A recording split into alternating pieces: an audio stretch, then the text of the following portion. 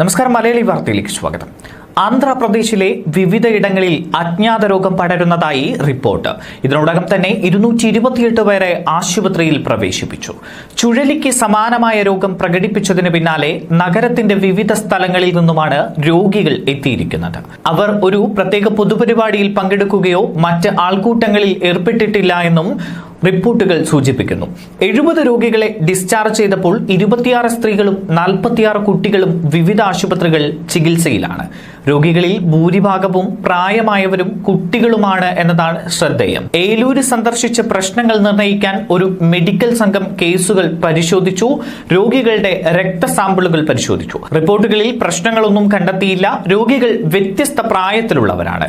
ചികിത്സയിലുള്ള 6 വയസ്സുകാരിയുടെ നില വഷളായതിനെ തുടർന്ന് വിജയവാഡയിലേക്ക് മാറ്റുകയും ചെയ്തു. മുൻകരുതൽ നടപടിയായി വിജയവാഡയിൽ അടിയന്തര വൈദ്യ സംരക്ഷണ കേന്ദ്രം ആരംഭിച്ചു. രോഗികളിൽ കോവിഡ് പരിശോധനകൾ നടത്തിയെന്നും എല്ലാ റിപ്പോർട്ടുകളും നെഗറ്റീവാണ് എന്നും ആരോഗ്യമന്ത്രി അറിയിച്ചു. അടിയന്തര സാഹചര്യം നേരിടാൻ ഏലൂരിലെ 150 കിടക്കകളും വിജയവാഡയിൽ 50 കിടക്കകളും തയ്യാറാക്കിയിട്ടുണ്ട് എന്ന് മന്ത്രി അറിയിച്ചു. ജീവന് ഭീഷണിയുള്ള സാഹചര്യമില്ല. ഒപ്പം സർക്കാർ ആവശ്യമായ എല്ലാ നടപടികളും സ്വീകരിക്കുന്നതിനാൽ പൊതുജനങ്ങൾ ഇതേക്കുറിച്ച് ആശങ്കപ്പെടേണ്ടതില്ല.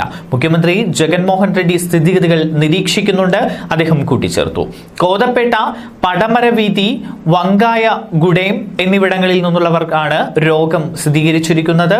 എന്തായാലും അജ്ഞാത രോഗത്തിന്റെ ഉറവിടം അറിയാൻ വേണ്ടി ആരോഗ്യ പ്രവർത്തകർ കഠിനമായ ശ്രമത്തിലാണ്. ന്യൂസ് ഡെസ്ക് മലയാളി വാർത്ത.